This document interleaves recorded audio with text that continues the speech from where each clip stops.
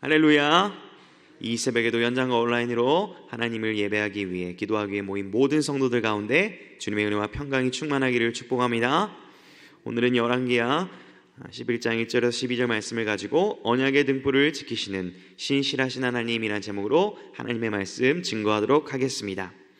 우리는 열왕기하 10장과 11장을 오늘 새벽에 함께 읽었습니다. 넓은 범위의 이 본문을 통해서 우리는 신실하지 않은 인간들, 신실하신 하나님을 주목할 수가 있습니다. 이를 우리가 조금 더 구체적으로 깊이 묵상해 보기를 원하는데요, 오늘 열왕기하 10장에 보게 되면 예후라는 등장인물이 나타나게 됩니다. 예후는 이전 본문에서 이미 개혁을 진행을 했습니다.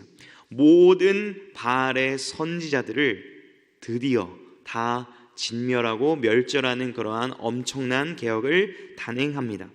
믿음의 용기와 결단이 있던 사람임을 우리가 알 수 있습니다. 그러나 29절에 보게 되면 열왕기상에서 등장했던 금송아지가 다시 열왕기하에도 등장하는 것을 볼 수 있습니다. 꾸준히 새벽 기도를 하며 큐티를 하시던 성도님들이라면 이 본문, 이 금송아지가 언제 나왔는지를 기억하실 수도 있고, 기억하지 못할 만큼 오래전 이야기라는 것을 알 수 있을 것입니다. 베델과 단에서 이 단 두 군데서 금송아지를 섬기는 일이 아직도 제거되지 않았다는 것을 우리는 본문을 통해 살펴볼 수 있는 것이죠. 이 기간이 얼마나 되었을까요? 금송아지를 섬기는 이 죄악을 이스라엘은 약 100여 년이나 지속해왔음을 우리는 알 수 있는 것입니다. 오래된 죄악은, 오래된 잘못된 전통을 제거하는 일이 얼마나 힘든 일인지를 우리가 살펴볼 수 있습니다. 예후도 결국 하나님의 사람으로서 최선을 다하기는 했지만 온전한 순종을 하지는 못했음을 볼 수 있습니다. 그런 예후에게 30절에서 하나님 이렇게 말씀을 하십니다. 내가 나 보기에 정직한 일을 행하되 잘 행하여 라고 말씀합니다. 분명 하나님 앞에서 잘한 일이 있을 때에 칭찬과 인정을 받음을 알 수 있습니다. 그리고 그것에 대하여 분명한 은총을 또한 베풀어 주시죠. 예후의 자손이 이스라엘의 왕위를 이어 4대를 지내리라 라는 그러한 약속까지 주십니다. 예후의 순종으로 인하여 그 은혜가 4대까지 흘러가는 것을 볼 수 있는 것이죠. 사랑하는 성도 여러분, 이는 철저히 율법에 근거한 은혜와 보상입니다. 조금 더 명확하게 말하면 출애굽기 19장에서 주님께서 말씀하셨던 것처럼 내가 내 말을 잘 들으면 거룩한 백성, 제사장 나라가 될 것이라고 말씀하셨던 그 약속에 근거하여 하나님의 말씀에 순종하였을 때 이러한 은혜를 누리게 된 것입니다. 엄밀히 따지면 예후가 잘해서, 잘 순종해서 이러한 복을 받았다라는 것보다 하나님의 언약에 근거하여 그 언약의 결실이 예후에게 이루어졌다라고 우리가 이해하는 것이 조금 더 바람직할 것입니다. 그러나 31절을 보게 되면 그러나 라고 시작합니다. 이 율법을 행하기는 했지만 전심으로 행하지 못했다라는 것을 또한 지적하시고 책망하시기도 합니다. 즉 여로보암이 범하게 한 그 죄에서는 떠나지 못했던 것이죠. 아니, 바알을 다 불러놓아서 바알 선지자들을 멸절할 정도로 이렇게 믿음의 용기가 있었던 예후가 왜 그 금송아지 하나를 치우지 못했을까요? 성경이 명확하게 그 이유를 직접적으로 언급하고 있지는 않지만 그 여로보암이 시작했던 죄악이 오래된 전통, 즉 이것을 건드렸을 때에 민심이 요동되어질 수 있고 이것이 왕권의 위협이 될 수 있기 때문에 정치적 수완으로 그러지 않았을 수 있다는 것입니다. 이 하나님은 그러한 죄악을 깨닫게 하시기 위하여 징계와 심판을 내리시되 32절부터 보시면 이스라엘에서 땅을 잘라내기 시작하시매 라고 말씀하십니다. 즉 땅을 주시겠다라고 한 약속에 반대의 일이 벌어지고 있는 것입니다. 요단 동쪽 길르앗 온 땅과 갓 사람과 루벤 사람과 므낫세 사람의 땅은 모세 때 얻었던 땅입니다. 즉 율법을 받았을 때 얻었던 땅인데요, 지금 이 율법에 어긋난 일을 하자 그 얻은 땅을 빼앗기게 되는 겁니다.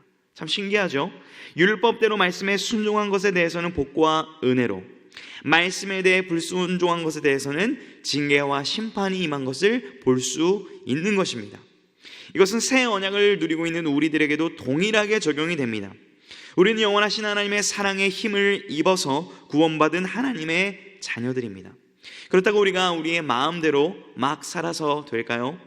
절대 그렇지 않죠. 여전히 이 율법을 그리스도 안에서 여전히 우리 가운데 작용하고 있음을 우리는 기억해야 됩니다. 그리스도 안에서 주어진 모든 하늘의 신령한 복을 우리가 믿음으로 고백하고 말씀에 순종할 때에 그 그리스도의 의를 힘입어 말씀을 실천할 수 있고 그 말씀의 복과 실제를 누릴 수 있다라는 것입니다. 그러므로 우리는 이 신령한 복을 누리는 것을 방해하는 모든 죄악들을 절연히 잘라낼 수 있는 은혜를 누리실 수 있기를 주님의 이름으로 축복합니다. 우리가 이렇게 살아가야 됨을 본문 열왕기하 11장에서도 지속적으로 교훈해주고 있습니다. 11장을 보게 되면요, 이제 시선이 북이스라엘에서 남유다로 옮겨지게 됩니다. 남유다로 옮겨지게 될 때에 아달랴라는 여인이 등장을 하죠. 그는 그의 아들이 죽은 것을 보고 자신의 자녀들 가운데서 왕위를 이어갈 사람을 찾는 것이 아니라 누가 왕이 되죠? 그녀 스스로가 왕이 되어버립니다. 모든 자손들을 멸절시킵니다. 어떻게 이러한 악행을 저지를 수 있을까라는 의문을 가지게 될 때 그녀의 출신이 어딘지를 알면 납득이 됩니다. 그녀는 아합의 딸입니다. 그녀의 어머니는 북이스라엘의 악행을 저질렀던 이세벨입니다. 즉 아합의 딸이 남유다로 시집을 왔고 여전히 그 다윗 왕가의 은혜가 흘러가야 되는 그 남유다 가운데 아합과 이세벨의 영향이 여전히 미치고 있음을 볼 수 있는 것입니다. 결국 6년 동안 그녀는 권력의 손을 얻어서 다스립니다. 그때에 감사하게도 여호야다는 사람을 통하여서 요아스 왕자를 숨기게 되죠. 그리고 7째 해가 되던 해에 백부장들과 호위병들을 데리고 여호와의 성전에서 언약을 맺습니다. 그리고 그들에게 숨겨두었던 왕자를 7년 만에 보여주는 거죠. 그때 모두의 심정이 어떠했을까요? 너무 놀랐을 것입니다. 정말 이 남유다의 모든 은혜가, 다윗 왕가의 모든 흐름이 끊겼다라고 생각하는 그 절망의 순간에 한 줄기 희망을 눈으로 보게 된 것입니다. 이에 아달랴를 놀래키면서도 가장 안전하게 이 왕위를 계승할 수 있는 대형을 갖추고 준비를 합니다. 그렇게 백부장들이 제사장 여호야다의 명령대로 준비를 하고 있습니다. 이때 오늘 본문에서 보게 되면 모두가 당황하고 놀라고 있는 그 시점 가운데 차분하고도 신실하게 이러한 놀라운 은혜를 준비하고 있는 손길을 발견할 수 있죠. 하나님의 일하심입니다. 10절을 보게 되면 바로 다윗 왕의 창과 방패를 보여주십니다. 이것이 무엇을 상징합니까? 다윗 왕가를 상징하는 물건들입니다. 하나님께서 다윗에게 약속하셨던 언약, 사무엘하 7장 가운데 내가 너희의 왕위를 영원토록 견고하게 하리라고 약속하셨던 그 약속을 떠올리게 하는 것입니다. 아합 가문의 그러한 죄악과 이 아달랴의 엄청난 악행으로 말미암아 끊겨질 것 같았던 하나님의 은혜가 여전히 등불같이 빛나고 있고 그것이 끊어지지 않았음을 보여주는 상징적인 물건이죠. 결국 12절에서 왕자가 율법책을 받고 기름 부음을 받아 왕으로 즉위합니다. 모든 백성들이 기뻐하며 왕께 만세를 부르며 12절이 마무리가 됩니다. 오늘 열왕기하 11장을 보게 되면요, 구약의 한 사건과 신약의 사건이 연상케 됩니다. 하나님께서는 고통받는 이스라엘 구원하시기 위하여 한 아이를 준비시키셨죠. 즉 모세를 준비시키셨습니다. 모든 히브리 아이 중에서 모세는 구별되고 택함받아 이스라엘이 애굽에서 출애굽할 수 있도록 인도함을 주장했던, 리더했던 하나님의 통로로 쓰임을 받았죠. 신약 성경을 보게 되면 복음서에 무엇이 나타납니까? 헤롯이 모든 남아이들을 죽이라고 명령할 때에 우리 주 예수 그리스도께서는 요셉과 마리아를 통하여 애굽으로 피신하여 그 죽음을 면했던 것을 우리는 볼 수 있습니다. 결국 주님은 지혜와 키가 자라고 하나님과 사람 앞에서 사랑스러워져 감으로 말미암아 십자가와 부활을 감당하셨던 것을 우리는 알 수 있습니다. 우리는 열왕기하 11장을 통해서도 하나님의 언약에 근거한 이 신실함과 자비를 묵상할 수 있는 것입니다. 뿐만 아니라 우리는요, 이것을 지금도 누리고 있다는 사실을 기억하고 누릴 수 있어야 할 것입니다. 예수 그리스도 안에서 우리를 왕같은 제사장으로 삼으셨고요, 택하신 족속으로 삼으셨습니다. 즉 이미 우리는 요아스가 누렸던 그 은혜 이상의 은혜를 누리고 있는 자들임을 우리는 기억하며 감사해야 할 것입니다. 그렇다면 우리가 할 것이 무엇입니까? 열왕기하 10장에서도 말씀드렸듯이 그리스도 안에서 이제 더욱 하나님의 말씀을 쫓아 순종하기를 간절히 소망해야 한다라는 것입니다. 하나님의 은혜로 세워졌던 요아스는요, 아달랴의 야욕과 성공의 눈이 먼 세상의 정치 방식이 아니라 이제는 율법의 통치, 하나님의 방식대로 리더를 감당해야 했습니다. 12절을 보게 되면 이것이 왕관을 씌운 이후 처음 했던 행동, 즉 왕이 해야 됐던 행동을 보여줍니다. 즉 율법책을 받고 이것을 읽고 순종하는 일이 요아스에게 가장 우선시 되어야 됨을 보여주는 것이죠. 아달랴는요, 자신의 권력이 평생 갈 것이라고 착각했습니다.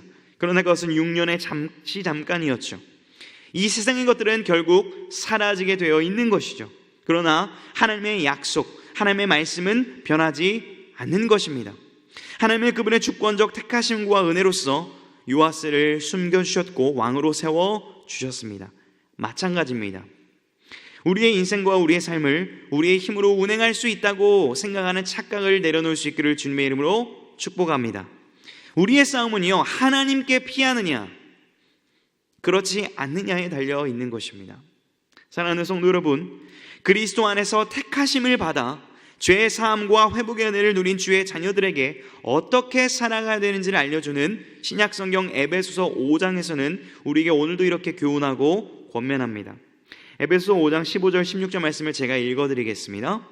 그런즉 너희가 어떻게 행할지를 자세히 주의하여 지혜 없는 자 같이 하지 말고 오직 지혜 있는 자 같이 하여 세월을 아끼라. 때가 악하니라.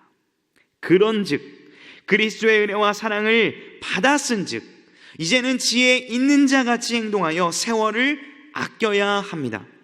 예후가 실수했던 말을 다시금 실수하지 않도록 내가 지금도 버리지 못한 죄악이 무엇인지를 오늘 성령께서 조명하여 주셔서 이를 과감히 끊어낼 수 있는 믿음의 결단이 있기를 주님의 이름으로 축복합니다.